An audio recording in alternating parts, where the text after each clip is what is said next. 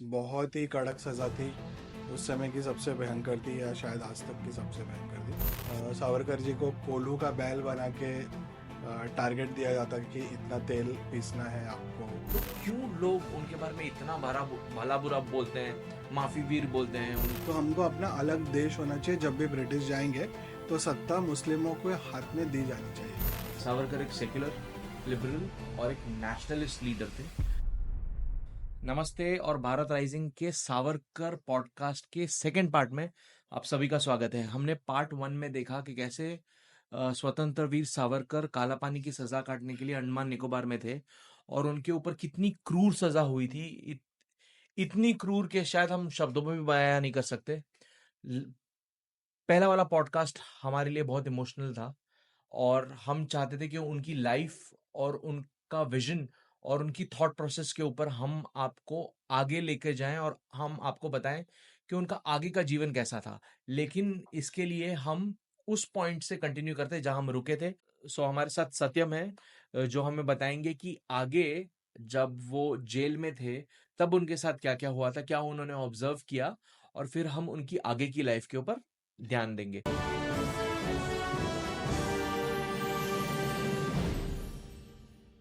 नमस्ते रविश। नमस्ते सत्यम, नमस्ते। देखिए रविश, अभी 1910 में काला पानी की सज़ा होती है।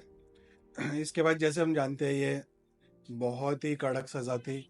उस समय की सबसे भयंकर थी या शायद आज तक की सबसे भयंकर थी। तो उसमें सॉलिटरी कन्फाइनमेंट था। सावरकर जी को कोल्हू का बैल बना के टारगेट दिया जाता कि इतना तेल पीसना है आपको। खाना ढंग का नहीं दिया जाता था, टॉयलेट की सुविधा प्रॉपर नहीं थी। तो जो आपका सेल है उसमें सनलाइट नहीं आ रहा है, और टॉयलेट नहीं होने का जो आपको आपके सेल में ही टॉयलेट हो जाता है, बदबू हो जाती है, गंदगी हो जाती है। तो ये बहुत ही बुरी सज़ा थी और पूरा जीवन को बहुत ही ज़्यादा कष्ट था।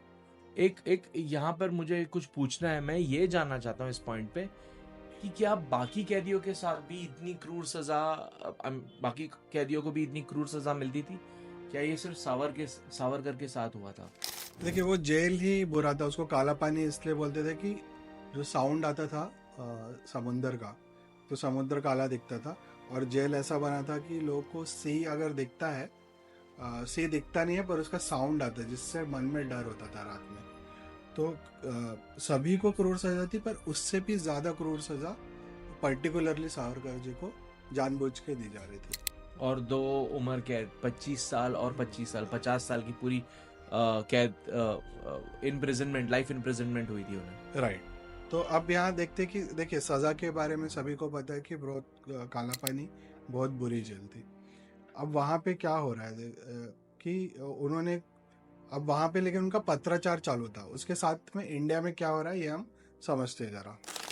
ऐसे 1892 में सर सैयद अहमद, जिसने अलीगढ़ मुस्लिम यूनिवर्सिटी बनाई, उसने उस टाइम में बोल दिया था कि Muslims are equal, separate nation and equal nation.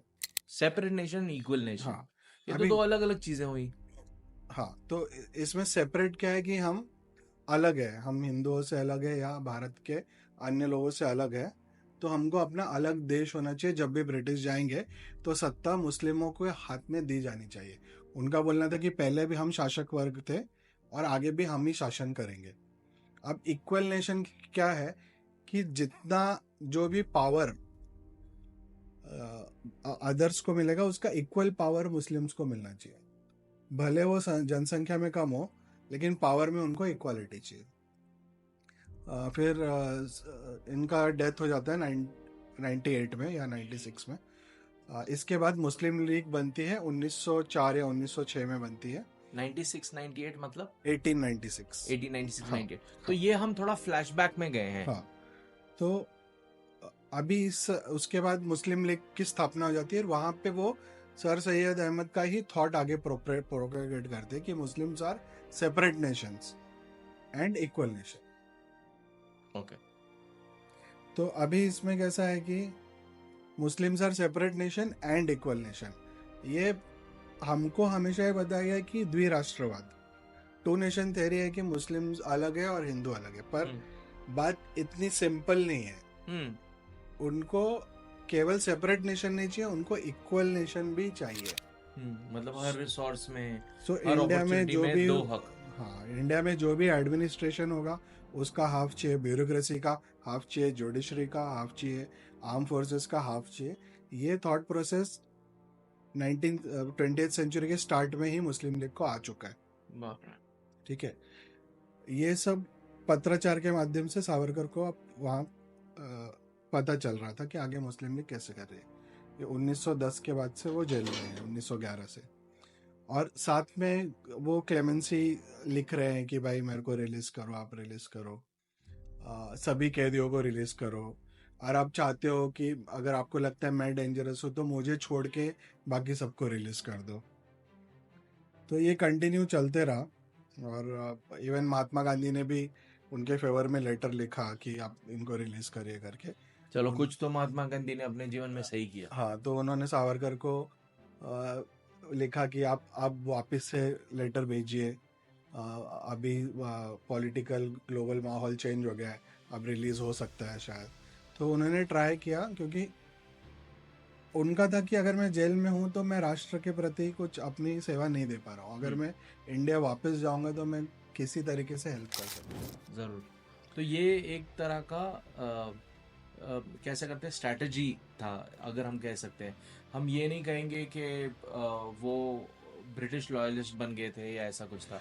ये प्रॉपर प्लानिंग थी, क्योंकि अगर वो जेल में रहेंगे, कि काला पानी भारत में नहीं थी उस वक्त, आई मीन मेनलैंड इंडिया में नहीं थी, एक अलग टापू पे थी। वहाँ से इंडिया के कैदी वहाँ पे जाते थे, और उसके बाद भारत में क्या हो रहा है उनको सिर्फ कुछ सोर्सेस से ही पता चलता था, या उन कैदियों से पता चलता था जो अंडमान निकोबार के काला पानी में आए थे।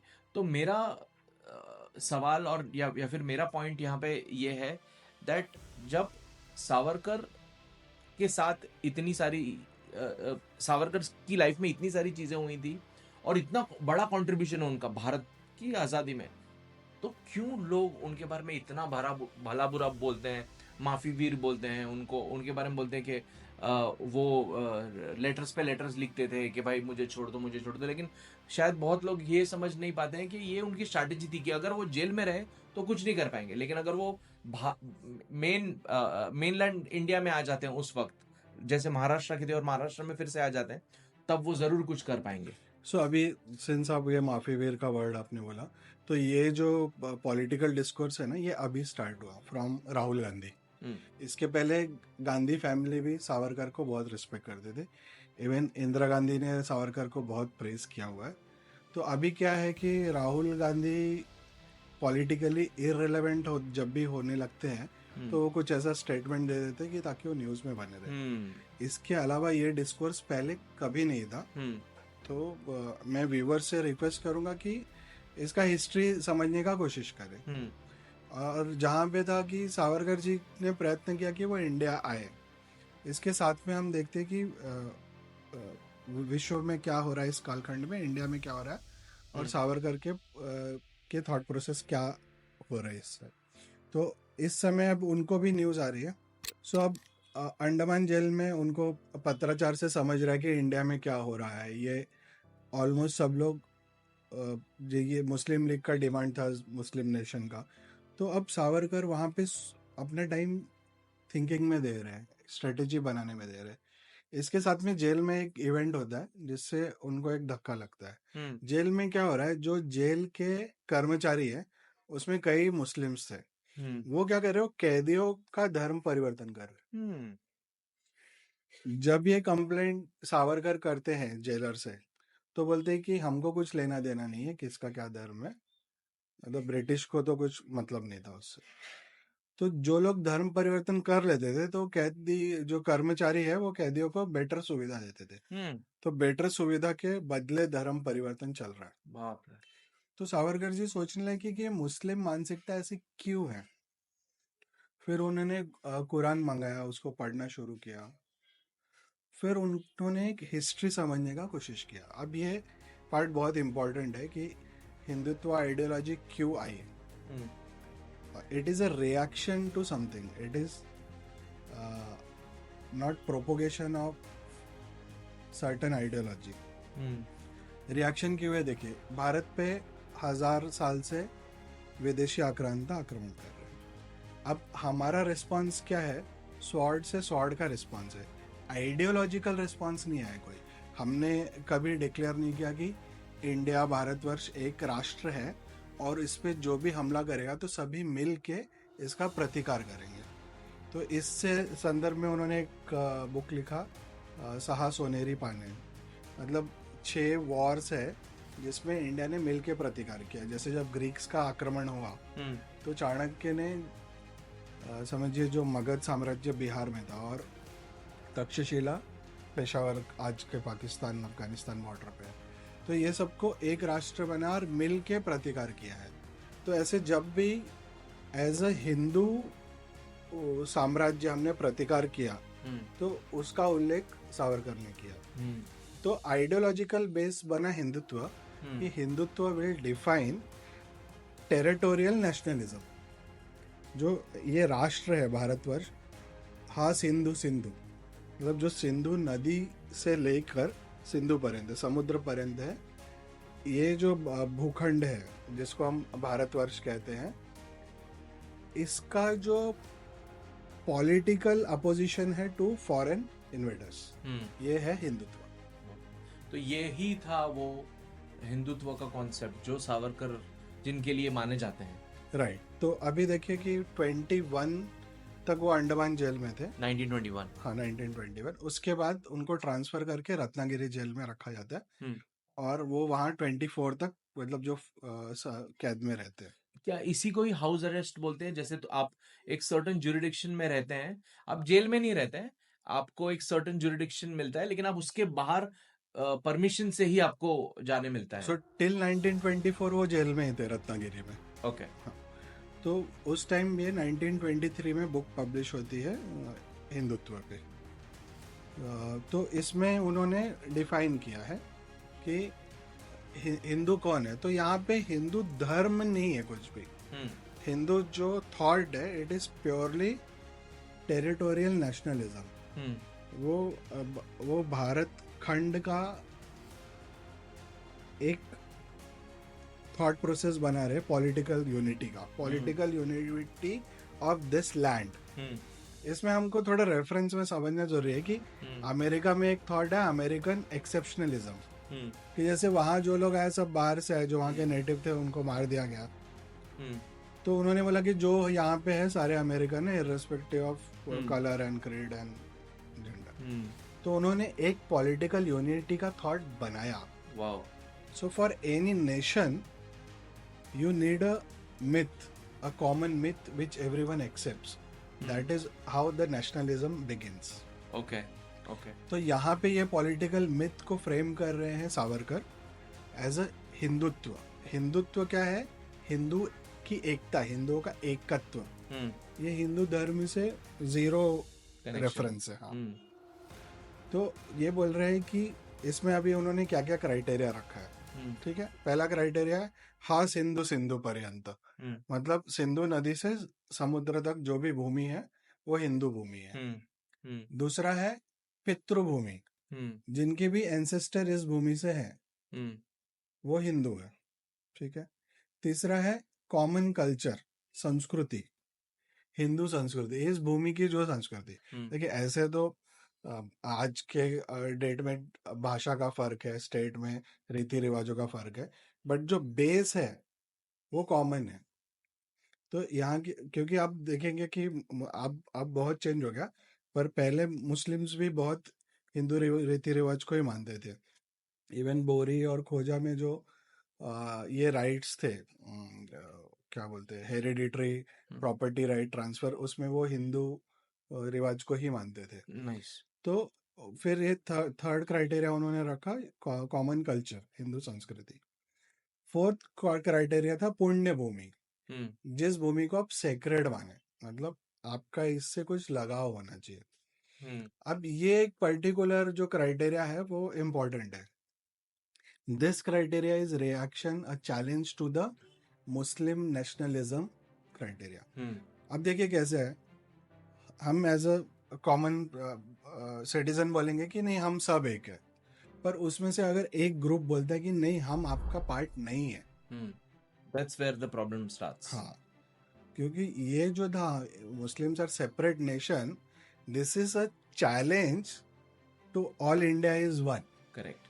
अगर वो सेपरेट बोल रहे हैं और आप उसको थियोरेटिकली पॉलिटिकली चैलेंज नहीं कर रहे हो, तो आपके पास क्या आंसर है उसको सॉल्व करने का? समझ में आया, समझ में. तो यहाँ जो सर सैयद अहमद खान या फिर सैयद अहमद खान ने जो कॉन्सेप्ट बनाया था सेपरेट मुस्लिम नेशन का, वो एक थॉट प्रोसेस, इस थॉट प्रोसेस को सावरकर की थॉट प्रोसेस, जहाँ पर जो तुम जितने भी लोग हिंदू एज अ राष्ट्र में रह रहे हैं, चाहे उनका धर्म कोई भी हो, उसको तोड़ती है, उस विचारधारा को तोड़ती है.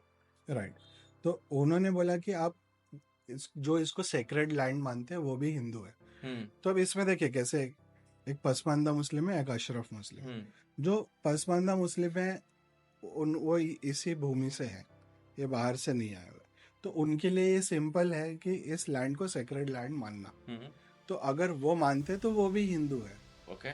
तो आपने एक political unity of this territory establish किया. तो हिंदुत्व ये थॉट है. तो ये आता है 1923 में. ओके, ठीक है. अंडरस्टूड. सावरकर जितना लिबरल, सेक्युलर और नेशनलिस्ट कोई नहीं है इस कालखंड में, लेकिन हिंदुत्व के नाम पे उनको बदनाम किया गया. ये आपने बहुत बड़ी बात बोल दी है यहाँ पे, क्योंकि जिस तरह से उनका पोर्ट्रेयल हुआ है, जिस तरह से उनको दिखाया गया है, अभी ये जो अभी सावरकर फिल्म के जरिए, आई थिंक उनका जो एक्चुअल मैसेज था दुनिया को, उनका जो थॉट प्रोसेस था, वो भी दिखाने की कोशिश होगी. लेकिन यहाँ पे मैं एक इंटरेस्टिंग पार्ट के ऊपर मैं आपसे कुछ पूछना चाहूँगा. डॉक्टर अंबेडकर और सावरकर का भी एक चैप्टर या फिर एक संवाद हुआ है, तो उसके बारे में अगर आप थोड़ा बता पाएंगे तो बहुत इंटरेस्टिंग लगेगा व्यूअर्स को. सो हम टाइम लाइन से जाते हैं. राइट. सो अभी 1923 में ये बुक आती है. 24 तक सावरकर जी जेल में है. राइट. 24 के बाद वो जेल से रिलीज होते हैं. राइट. पर ब्रिटिश उनको बोलते कि आप रत्नागिरी छोड़ के नहीं जा सकते. राइट. आप कोई पॉलिटिकल एक्टिविटी में पार्टिसिपेट नहीं कर सकते. राइट. तो इस टाइम पे वो समाज सुधार की तरफ मूव हो जाते हैं. तो यहाँ पे उनका अंबेडकर जी से संवाद चला है. राइट. फिजिकली टिल ब्रिटिश ने उनको सर्विलियंस से रिलीज नहीं किया, तब तक फिजिकली बाबा साहेब अंबेडकर और सावरकर की मुलाकात नहीं हुई, लेकिन उनका पत्राचार होते रहा, डिस्कशन लेटर के माध्यम से चलते रहा. ओके. तो अब वो समाज सुधार की तरफ आगे उन्होंने क्या किया, फिर अगेन कि यहाँ पे वो लिखते हैं सप्तबंदी. अब उन्होंने कहा है कि आपको मुस्लिम नेशनलिज्म चैलेंज कर रहा है, लेकिन आप पॉलिटिकली यूनाइटेड नहीं हो, तो यूनाइटेड होने के लिए क्या करना पड़ेगा. तो उन्होंने बोला 7 कुरीतियां है, इससे आपको मुक्त होना है. अभी 7 कुरीतियां क्या है? रोटी बंदी, बेटी बंदी, हिंदू आपस में एक साथ बैठ के खाना नहीं खा रहे, आपस में विवाह नहीं कर रहे. 2 वेद बंदी, व्यवसाय बंदी. वेद अध्ययन सभी के लिए खुला होना चाहिए, या शास्त्रों का अध्ययन सभी के लिए खुला होना चाहिए. व्यवसाय बंदी, व्यवसाय आदमी अपने टैलेंट के हिसाब से कोई भी करे, किसी पे कोई रिस्ट्रिक्शन नहीं होना चाहिए. 3 समुद्र बंदी, एक कालखंड में माना जाता कि अगर आपने समुद्र यात्रा की तो आप हिंदू नहीं रहे. ठीक है. शुद्धि बंदी, घर वापसी, जो मुस्लिम बन गए पर उनको वापस हिंदू धर्म में आना है, तो उसकी बंदी है, उनको मना किया गया है. और आखिरी पॉइंट है स्पर्शबंदी, अनटचेबिलिटी. तो उन्होंने कहा कि हिंदुओं को कि आप ये जो गलत कुरीतियां को करता है, इससे आप मुक्त हो जाइए और पॉलिटिकली यूनाइट हो जाइए. ये हिंदू वो क्या कर रहे हैं, अपने धर्म में, कल्चर में, संस्कृति में बिजी हैं, पॉलिटिकल यूनिटी पे कोई ध्यान नहीं दे रहा है. और ये अभी का प्रॉब्लम नहीं है, ये सेंचुरीज से चला आ रहा है. तो जो फॉरेन इन्वेडर आ रहा है, उन्होंने वहीं पे लूप होल ढूंढ लिया है. हाँ, तो वो उनका प्रतिकार कोई एक समाज कर रहा है, सकल हिंदू समाज मिलके प्रतिकार नहीं कर रहा है. तो जब तक हिंदू पॉलिटिकली यूनाइट नहीं होंगे, वो अपने ऊपर हुए अटैक को, अन्याय को प्रतिकार नहीं कर सकेंगे. तो am I right in saying that स्वतंत्र वीर सावरकर एक ऐसी सोसाइटी चाहते थे जहाँ पर कोई ऐसा बैकवर्ड क्लास ऐसा कुछ ना हो, सब समान हो। अगर तुम कृष्ण के मंदिर में आना चाहो तो तुम आ सकते हो, तुम और मैं, हम सब सेम हैं। ये this is what his philosophy was. और ये नहीं सोचते थे कि भाई अनटचेबिलिटी होनी चाहिए या कोई सुपीरियर इन्फीरियर होना चाहिए, ये ऐसा नहीं सोचते थे कि कोई शूद्र होना चाहिए। वो ऐसा एक ऐसी सोसाइटी की कल्पना करते थे जहाँ पर सब साथ है, और एक विदेशी आक्रामकर्ता, कोई अटैकर आता है, जैसे मुगल्स या ब्रिटिश या फिर कोई और, तो अगर हम पॉलिटिकली सब साथ में हो तो हम इस चीज से लड़ सकते हैं। तो क्या विजन था उनका! और आई डोंट थिंक मैंने आज से पहले ऐसा कोई इंसान सोचा के बारे में पता था मुझे जो ऐसा विजन रखता है। राइट, तो आप सही बोल रहे हो। तो अम्बेडकर जी का एक लाइन है जो उनकी बुक है एनिहिलेशन ऑफ कास्ट, जो एक्चुअल में सावरकर जी कर रहे हैं। हम्म। उन्होंने एक मंदिर बनाया, पतित पावन मंदिर। हम्म। तो उसमें सभी के लिए वो मंदिर ओपन है। कहाँ पर है ये ये मंदिर? रत्नागिरी में है अभी। क्या आज भी है ये? Yes yes. और यदि सावरकर जी को रत्नागिरी में कोई मिलने जाता है तो कंपलसरी उसको है कि वो चाय पीना पड़ेगा, और वो चाय कोई भी जाति का आदमी ने बनाया होगा। जब तक आप चाय नहीं पियेंगे आप सावरकर जी से नहीं मिल सकते। दूसरा, उनको यदि कहीं बुलाया जाता था, जैसे बाल गंधर्व जी ने बुलाया था पुणे में, ये बड़े नाटककार हैं मराठी मंच के। शायद उनके ऊपर एक मराठी फिल्म भी बनी है राइट। इस स्टोरी पे। तो जहाँ भी सावरकर जी को बुलाया जाता तो उनका एक कंडीशन होता था कि सामूहिक भोजन होगा जिसमें सभी जाति के लोग होने चाहिए, नहीं तो मैं नहीं आऊंगा। तो वो इस तरीके से जो कुप्रथा थी उसको दूर करने का प्रयास कर रहे हैं। अब अंबेडकर जी के साथ उनका जो पत्राचार है उसमें एक पॉइंट नोट करने जैसा है कि उन्होंने लिखा कि भारत में यह नहीं कि एक कुछ जातियां दूसरे कुछ जातियों पे अत्याचार कर रही है। उन्होंने लिखा कि हर जाति अपने से नीचे वाली जाति के प्रति अत्याचार कर रही है। ये किसने लिखा? सावरकर जी ने अम्बेडकर जी को लिखा। ओके। तो हम ऐसा दो कैटेगरी नहीं बना सकते कि एक कैटेगरी दूसरे पे अत्याचार कर रही है। भारत की रियलिटी ये थी कि जो भी जाति थी वो उनके नीचे कोई तो जाति थी। ऐसा हायरार्की था कि अगर किसी को आप छोटी जाति भी बोलते तो विद इन दैट भी और भी सब कास्ट थे, और उन पे अत्याचार हो रहा था। तो बोल रहे थे कि जाति को संपूर्ण रूप से समाप्त कर देना चाहिए। जातिवाद होना ही नहीं हाँ, चाहिए। हम सब राइट। को साथ में लेके चल हाँ, सकते हैं। तो फिर उन्होंने कहा कि उन्होंने सभी का जनेऊ संस्कार करना चालू किया। तो जाति समाप्त होना कैसे होगा वो समाज का निर्णय, पर जातिवाद समाप्त हो जाना चाहिए। तो किसी भी प्रकार के व्यवसाय पे या पूजा पद्धति पे किसी का एकाधिकार नहीं होना चाहिए। समझा। तो ये वो समाज सुधार के कार्यक्रम में खुद को उन्होंने इन्वॉल्व कर दिया, क्योंकि अब उनको पता है कि ब्रिटिश कभी ना कभी जाएंगे। ये जो मुस्लिम नेशनलिज्म का बड़ा क्वेश्चन उपस्थित किया है, आइडियोलॉजिकल और पॉलिटिकल यूनिटी है एक तरफ, उसके आंसर में दूसरे तरफ आइडियोलॉजिकल और पॉलिटिकल यूनिटी इनको बिल्ड करना है। और इनके पास टाइम लिमिटेड है। जब भी ब्रिटिश जाएंगे तो एक इंडिपेंडेंस तो खत्म हुआ तो क्या वापस फिर से गुलामी शुरू हो जाएगी, इस्लामिक शासन आ जाएगा। तो उसका सॉल्यूशन अभी से ढूंढना शुरू किया। What amazing vision, what amazing vision. मतलब ये ट्रांसफर ऑफ पावर्स अगर गलत लोगों के हाथ में चली गई तो शायद ये लोग देश की बैंड बजा सकते हैं। ये आपका सही क्वेश्चन है और इसमें हम आएंगे। ये 1945 में ऐसा होता है। तो अब ये हो गया कि उन्होंने समाज सुधार में आफ्टर 1924 रत्नागिरी में चालू कर दिया।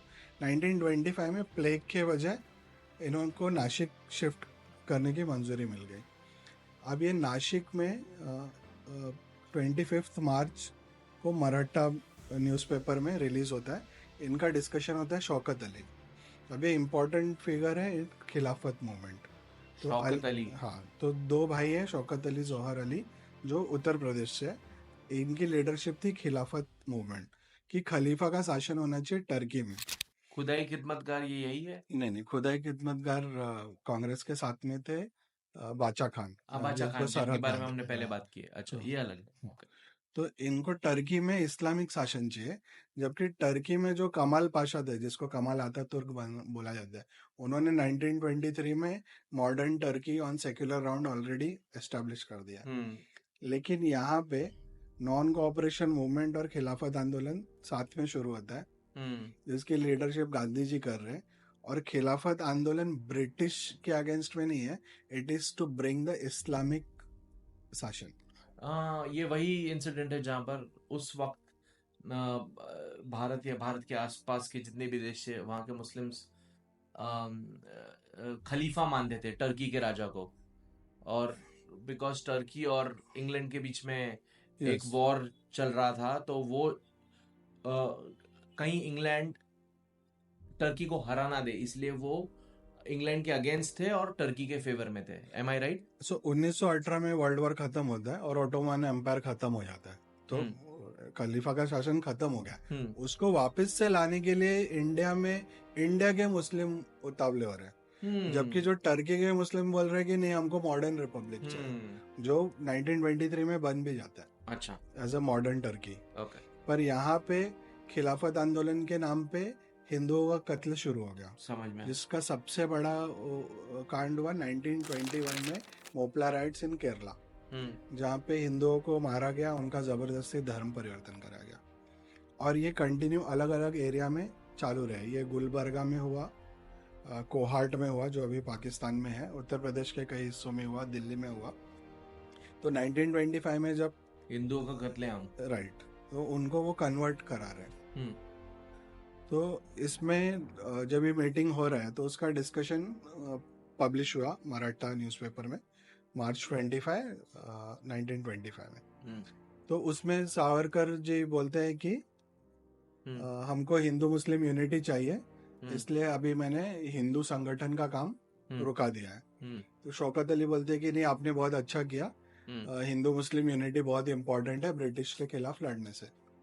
तो सावरकर जी बोलते हैं हाँ, पर मैंने अभी तक ये अपने टीम को बताया नहीं है, मैं सिर्फ आपसे एक क्वेश्चन पूछने के लिए रुका हूँ कि आप अपना ये खिलाफत आंदोलन और उलेमा आंदोलन कब बंद कर रहे हैं। ये सावरकर ने गांधी जी से पूछा, शौकत अली से पूछा, सॉरी। ठीक है। तो शौकत अली बोलते हैं नहीं नहीं, आप ये गलत सवाल पूछ रहे हैं, हम ये कभी बंद नहीं करेंगे। तो फिर बोले, सावरकर ने बोला, अगर आप हिंदू मुस्लिम यूनिटी चाह रहे हैं तो फिर आप ये अलग मुस्लिम आंदोलन क्यों कर रहे हैं।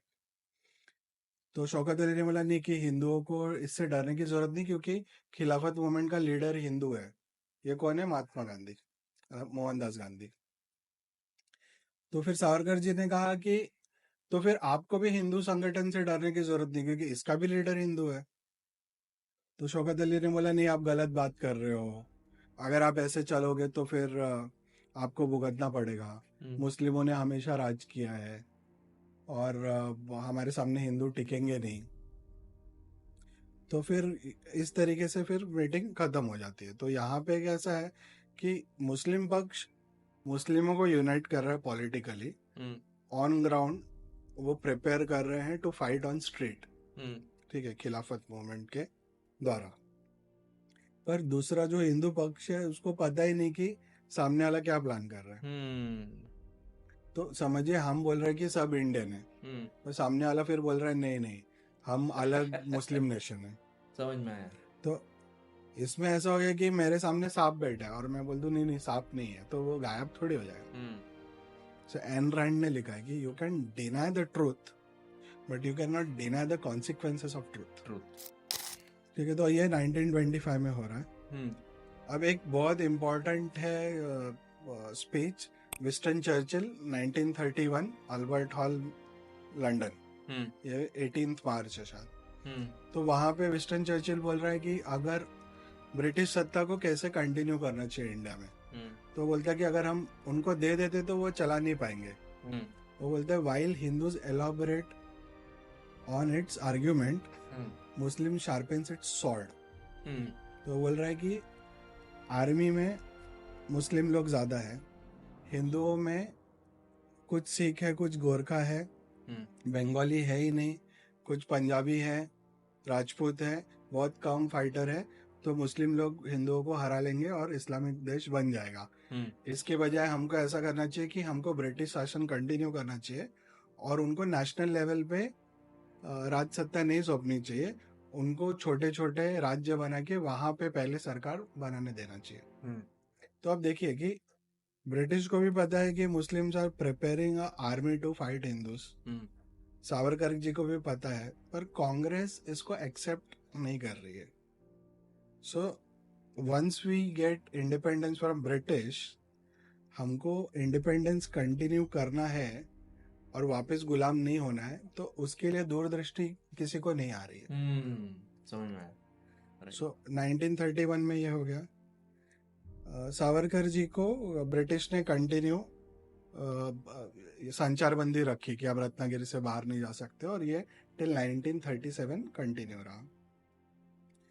तो इसमें उनका समाज सुधार का भी काम चालू था, और ये विचार चल रहा था कि ये मुस्लिम नेशनलिज्म को काउंटर कैसे करे और इंडिया को एक अखंड भारत राष्ट्र कैसे बनाया जाए। तो 37 में जब संचार बंदी खत्म होती है, ये हिंदू महासभा को ज्वाइन करते हैं, जो मदन मोहन मालवीय ने स्थापित की थी 1905 में। तो जब ये हिंदू महासभा ज्वाइन करते तो पहले ही स्पीच में ये बोलते हैं, इन्होंने 3 पॉइंट रखे थे। सो जनरली लोगों का क्या कहना है कि हिंदू महासभा एक्सट्रीम संगठन है, बिल्कुल ऐसा नहीं है। उन्होंने पहले ही स्पीच में बोला कि अगर जब भी भारत इंडिपेंडेंट होता है, जब भी उसका कॉन्स्टिट्यूशन बनेगा, so everyone will have equal right to vote, भले वो कोई जाति का हो, धर्म का हो, जेंडर का हो। दूसरा point, everyone will have equal rights in constitution. तीसरा point, minorities will have special rights to practise their religion. Liberal thought है, सेक्युलर थॉट है, फिर भी उनको गालियां दी जाती है। ठीक है, ये हो रहा है 1937 में। इसके बाद ये जो विचार है कि मुस्लिम्स आर इक्वल नेशन, ये कंटिन्यू हो रहा है। अब 1941 में अम्बेडकर जी की बुक आती है थॉट्स ऑन पाकिस्तान। अब यहाँ पे देखिए क्या है, ये पाकिस्तान के फॉर्म होने के पहले ही है। हाँ, पहले ही है। तो वहां पे अम्बेडकर जी सावरकर को प्रेस करते हुए लिखते हैं कि इक्वल राइट टू वोट ये आज तक किसी ने बोला ही नहीं है। हमको नहीं पता है कि equal right of vote UK में 1969 में है, जबकि इंडिया में डे 1 से है। तो इसमें ऐसा है कि इसमें सावरकर जी को बोलते हैं कि आपकी दूरदृष्टि है और आपने सही विचार दिया है। दूसरा, उस बुक में वो लिखते हैं कि जो मुस्लिम माइंड है, इसमें जो ब्रदरहुड है is only for the fellow Muslim. ठीक है, और इनका कॉन्सेप्ट में डेमोक्रेटिक नेशन है ही नहीं। इनका कॉन्सेप्ट है दारुल इस्लाम और दारुल हर्ब। जहाँ पे मुस्लिम मेजोरिटी नेशन है, दैट इज दारुल इस्लाम, मतलब लैंड ऑफ इस्लाम, और दारुल हर्ब मतलब लैंड ऑफ कन्फ्लिक्ट, जहाँ पे उनको लैंड ऑफ इस्लाम लाना है। ठीक है, ये 1941 में बुक रिलीज हुई, सभी पढ़ सकते हैं और इंटरनेट पे अवेलेबल भी है। 1940 से 46 तक Abul Kalam Azad is the head of Congress party. अब ये क्या बोल रहे हैं कि ये बहुत ही इस्लामिस्ट आदमी थे, ये इंडिया को इस्लामिक राष्ट्र बनाना चाहते थे। तो जो लोग भी बोलते हैं कि अरे जिन्ना पाकिस्तान चले गए पर अबुल कलाम नहीं गए, तो अबुल कलाम क्यों नहीं गए वो तो समझिए। ये एजुकेशन मिनिस्टर थे, जैसे हम लोग ने बताया, फर्स्ट एजुकेशन मिनिस्टर। करेक्ट, पहले भी डिस्कस किया हमारे पहले के पॉडकास्ट में, दैट इन्होंने नेगेटिवली इन्फ्लुएंस डाला था मुगल्स का और उन विदेशी आक्रामकर्ताओं का जो भारत में आए और भारत के मंदिरों को तोड़ा। ये उनको ग्लोरीफाई किया उन्होंने। यस, क्योंकि वो खुद इस्लामिस्ट थे, तो उनको भारत को ही इस्लामिक राष्ट्र बनाना था। तो अभी देखिए वो क्या करते हैं। अभी 40 से वो है, अब इसमें ब्रिटिश सोचने लगते कि हमको जाना है, तो जाने के बाद क्या होगा। तो 1945 में वेवल कमीशन आता है और एक शिमला कॉन्फ्रेंस होती है। शिमला कॉन्फ्रेंस में क्या होता है कि ब्रिटिश बोलते थे कि देखो, अगर हम जाएंगे तो आपको काम करना है, तो आप लोग एक मंत्रिमंडल बनाओ जिसमें 14 लोग रहेंगे, 5 लोग कांग्रेस नॉमिनेट करेगी, 5 लोग मुस्लिम लीग नॉमिनेट करेगी, और 4 जो माइनॉरिटीज है अदर उनको वाइसरॉय नॉमिनेट करेगा, वोवेल। तो अभी क्या होता है, मुस्लिम लोग के तरफ से जिन्ना 5 मुस्लिम्स को नॉमिनेट कर दे, कांग्रेस की तरफ से अबुल कलाम बिना कांग्रेस में डिस्कशन किए 5 लोग को नॉमिनेट करते, उसमें से एक अबुल कलाम, उनको ही प्राइम मिनिस्टर बनना है, दूसरे नेहरू, तीसरे पटेल, 2 हिंदू, तीसरा पारसी को नॉमिनेट करते, चौथा और 5वां क्रिश्चियन को करते। ये 5 लोग हो गए। अब वाइसराय की तरफ से 3 अदर माइनॉरिटीज आती है other than Hindus, Hindu and Muslims. और जो चौथा पर्सन है वो यूनियनिस्ट पार्टी थी पंजाब में, जो ना मुस्लिम लीग की थी ना कांग्रेस की थी। तो वो बोलते कि मेरे को रिप्रेजेंटेशन नहीं है, तो वो मुस्लिम थे तो उनको भी रिप्रेजेंटेशन मिल गया। तो ऐसे 14 लोग वो सिख थे, मुस्लिम थे, यूनियनिस्ट पार्टी।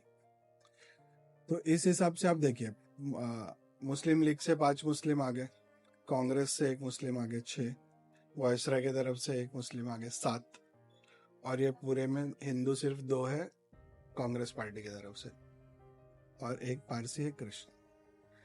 तो ये 14 में से सिर्फ 2 हिंदू और 1 पारसी आ रहे, समझ में आया? ठीक है।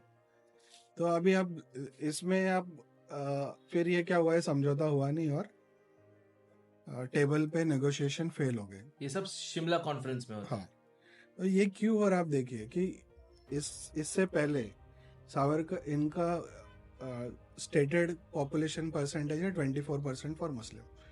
सो सावरकर एग्री हो थे कि आप 24% है ना, तो 24% कॉन्स्टिट्यूएंसी मुस्लिम लोग के लिए रिजर्व हो जाएगी। उसमें जो भी लोकसभा का स्ट्रेंथ होगा या पार्लियामेंट का स्ट्रेंथ होगा, उसमें 24% रिजर्व हो जाएगा। लेकिन मुस्लिम्स का, अगेन हम लोग बोलते हैं ना, 2 नेशन थ्योरी इतना सिंपल नहीं है कि मुस्लिम अलग हिंदू अलग, इतना नहीं है। 2 नेशन थ्योरी में स्पेशल क्लॉज था कि सेपरेट एंड इक्वल पे ध्यान देना जरूरी है, इक्वल नेशन। तो बोल रहा कि नहीं, हमको 50% ट्रीट चाहिए। तो भी नेगोशिएशन में टिल 40% कांग्रेस एग्री हो गई थी कि 40% रिजर्व फॉर मुस्लिम। सो अभी देखिए इसमें क्या हो रहा है कि कांग्रेस 40% तक के लिए एग्री हो गई थी, फिर भी मुस्लिम लोगों का इतना कॉन्फिडेंस है कि वो 50% अचीव कर पाएंगे, वो उसके लिए पुश करते रहे। तो फिर वहां पे नेगोशिएशन नहीं हुआ। मतलब आप देखिए कि टेबल पे डिस्कशन क्लोज नहीं हो रही है, और जब डिस्कशन टेबल पे क्लोज नहीं होती है तो स्ट्रीट पे क्लोज होती है। फिर क्या होता है, 1946 में जिन्ना कॉल देते हैं डायरेक्ट एक्शन डे, 16 अगस्त 1946 कोलकाता, हिंदुओं का कत्लेआम शुरू हो जाता है। इसमें सुहरावर्दी बहुत आगे था। सुहरावर्दी कौन है? ये मुस्लिम लोगों का लीडर है बंगाल में। अच्छा, और क्या डेट बताया आपने?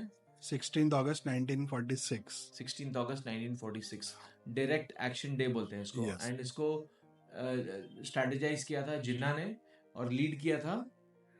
सो ये कॉल दिया था जिन्ना ने और लीड किया था सुहरावर्दी ने। सुहरावर्दी, ओके। और ये स्पेशली नाम मैं इसलिए ले रहा हूँ इसका, क्योंकि थोड़े दिन पहले ये तृणमूल कांग्रेस पार्टी ने उसका प्रेज में पोस्ट डाला है, जिसने कलकत्ता में बंगालियों हिंदुओं की हत्या की, उसका प्रेज आज के तृणमूल कांग्रेस कर रही है। प्लस पिछले इलेक्शन में जो खेला होबे बोला था ममता बनर्जी या ममता बानो ने, वो 16 अगस्त के ही दिन बोला था। तो इसका रेलेवेंस है इस डेट का। वैसे भी ममता बनर्जी का आई थिंक अगर वो पाकिस्तान से इलेक्शन लड़ेंगी तो वहाँ से भी जीत जाएंगी, तो ममता बनर्जी के लिए पड़ोसी देश बहुत अच्छा रहेगा उनके लिए। सो अब देखिए 16 अगस्त 1946 स्ट्रेट वॉर फाइट हो जा रही है। इसको फिर थोड़ा फ्लैशबैक में जाते हैं कि Hindu Mahasabha second world war के पहले सारे हिंदुओं से आह्वान करती कि आप लोग आर्मी ज्वाइन करो, क्योंकि सावरकर का थॉट ये था कि अगर जब भी ब्रिटिश जाएंगे और टेबल पे नेगोशिएशन ब्रेक हो जाती है और स्ट्रीट पे फैसला होगा, तो अगर आर्मी में डिसबैलेंस होगा, अगर मुस्लिम सोल्जर ज़्यादा होंगे, तो फिर हम लोग उनसे स्ट्रीट पे मुकाबला नहीं कर पाएंगे और फैसला वो अपने हिसाब से करेंगे। इतने लोगों का आह्वान करके, इतने भर्ती होने के बाद भी ब्रिटिश रिकॉर्ड के हिसाब से, जो नेशनल आर्काइव में नेट पे अवेलेबल है, कि 1.5 लाख मुस्लिम सोल्जर गए पाकिस्तान में और बचे हुए 2.5 लाख इंडिया में थे। आफ्टर पार्टीशन ये आर्मी का डिवीजन हुआ है। तो तो मतलब टोटल 4 लाख की आर्मी थी, जिसमें 1.5 लाख मुस्लिम थे। 1.5 लाख पाकिस्तान गए, जो इंडिया में थे उसमें भी मुस्लिम थे। तो 1.5 लाख, लेकिन उन्होंने डिसाइड किया कि उनको नहीं इंडिया में गए, रहना है। हाँ। तो जो गए वो 40% ऑफ टोटल आर्मी थे। मतलब आप सोचो कि उसके पहले आर्मी में इतने कम हिंदू थे, अगर हिंदुओं की संख्या बढ़ाई नहीं गई होती तो फैसला उसी लेवल पे हो गया था। समझ गया, मतलब तो बहुत सिर्फ बड़ा। शायद आज हम ये पॉडकास्ट पाकिस्तान में रिकॉर्ड कर रहे होते कुछ अलग नाम से। तो हिंदुओं का मिलिट्री स्ट्रेंथ था, इसलिए मुस्लिम सोल्जर्स ने स्ट्रेट पे नहीं आए। वो वहाँ पे उन्होंने गिलगिट बाल्टिस्तान में धोखा दिया, ये अलग जानने का विषय है। पर फिर स्ट्रेट पे फैसला हुआ, उसके बाद फिर अलग पाकिस्तान बन गया। अब इसके ऊपर अबुल कलाम ने क्या लिखा है उनके बुक में, जिन्ना को लिखा कि तुम बेवकूफ़ थे, मैं तुमको इंडिया का 50% दे रहा था, पर तुमने जल्दीबाजी करके 30% लेके तुम चले गए। तो Abul Kalam first education minister, वो घोर इस्लामिस्ट था।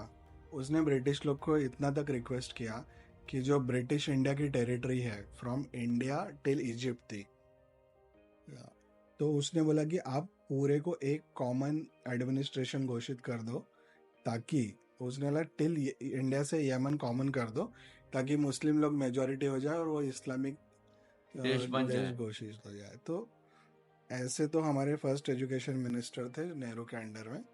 तो कांग्रेस ने कभी भी पॉलिटिकल रिस्पांस नहीं ढूंढा मुस्लिम नेशनलिज्म के अगेंस्ट। ये लोग मेंटली बहुत लेजी थे और ब्रिटिश के इन्फ्लुएंस में थे।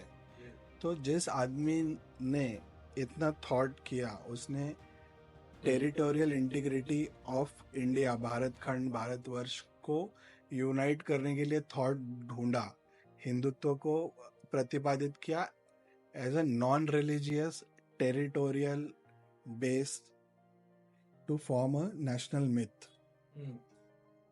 तो उसके साथ में हमने क्या व्यवहार किया, क्या सही किया या गलत किया? बहुत गलत किया, बहुत गलत किया। ये प्रश्न हमारे समाज के लिए है। और इतिहास ये सवाल बार बार पूछता रहेगा कि क्यों हमने उनके साथ इतना दुर्व्यवहार किया है, उनके नाम का, उनके काम का, उनके कैरेक्टर का, और बार बार होता आ रहा है। सो जस्ट टू कंक्लूड कि सावरकर जी खुद को एथिस्ट मानते थे। उन्होंने कहा कि इस भूभाग में रहने वाले सभी हिंदू हैं, आप अपनी धर्म पद्धति, पूजा पद्धति, ये आपके परलोक के काम आएगी। यहाँ पे मटेरियल लाइफ में आपकी पॉलिटिकल यूनिटी ज़रूरी है, क्योंकि विदेशी आक्रमण आप पे होते रहे और आगे भी होते रहेंगे। तो जब तक आप यूनाइट नहीं होंगे, आप उसका प्रतिकार नहीं कर पाएंगे। हिंदुओं को, मतलब इस भूभाग में रहने वाले हिंदू जनता को, अगर न्याय के लिए लड़ना है तो उनको पॉलिटिकली यूनाइट होना पड़ेगा। हिंदुओं में हमेशा से धर्म और संस्कृति को लेके बहुत अवेयरनेस रहा है, लेकिन पॉलिटिकल यूनिटी को लेके अवेयरनेस नहीं रहा है। तो आज की तारीख में भी आप देखेंगे कि भारत में जो दो पॉलिटिकल विचारधारा है, लेफ्ट एंड राइट, तो उसमें से नहीं, भाजपा और कांग्रेस, एक विचारधारा बोल रही है कि जातिवाद से दूर हो जाओ, आप यूनाइट हो जाओ, ठीक है, और दूसरा बोल रहा है कि जाति जनगणना करो। वो हिंदुओं को डिवाइड करने की कोशिश कर रहे हैं। तो ये जो पॉलिटिकल यूनिटी था हिंदुओं का, सावरकर ने इसके लिए प्रयत्न तो किया, पर वो सक्सेस नहीं हुए, क्योंकि जनता ने उनके थॉट को समझा ही नहीं। सो सत्यम, हमें बताइए कि आज के पॉडकास्ट में हम दर्शकों को क्या रिक्वेस्ट करेंगे? देखिए, हाँ, मेरी एक ही रिक्वेस्ट है रविश, कि सभी दर्शक सावरकर ने जो भाषण दिए है, जो बुक लिखे है, उसको पढ़े। अब इसमें मेजॉरिटी ऑफ बुक्स मराठी में लिखे हैं। तो अभी विक्रम संपत ने 2 पार्ट में बुक उनकी रिलीज हुई है ऑन सावरकर, जो इंग्लिश में है। तो जो लोग मराठी नहीं पढ़ सकते, उनसे मेरा रिक्वेस्ट है कि प्लीज़ ये बुक को खरीदे, इसको पढ़े। इसके अलावा वेब पे savarkar.org, सावरकर स्मारक, इस पे जाएं और इवन वेबसाइट पे बहुत सारे बुक्स अवेलेबल है पीडीएफ फॉर्म में, हम्म, तो आप पढ़े, उनके विचारों को जाने। ये प्योरली सेक्युलर, लिबरल और नेशनल विचार थे, ये धर्म से रहित थे।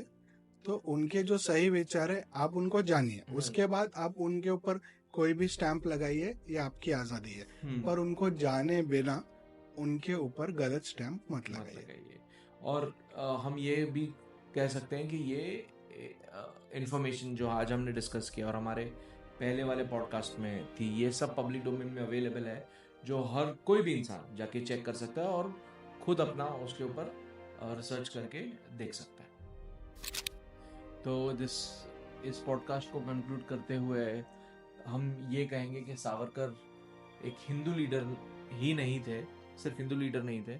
सावरकर एक सेक्युलर, लिबरल और एक नेशनलिस्ट लीडर थे, जिनका भारत की आज़ादी में एक बहुत बड़ा योगदान था। और हमारे व्यूअर्स को हम ये भी कहेंगे कि वो खुद रिसर्च करें और अंडरस्टैंड करें कि सावरकर का जो माइंडसेट था, जो उनका विजन था, जो उनकी अंडरस्टैंडिंग थी हिंदुत्व की, एक ऐसी सोसाइटी की जहाँ पर सब सेम हो, एक ऐसे भारत की जिसमें हम वोट कर पाए, चाहे हम एक एक एक मेल हैं, हम फीमेल हैं, हम सोसाइटी के किसी भी बैकग्राउंड से आते हैं,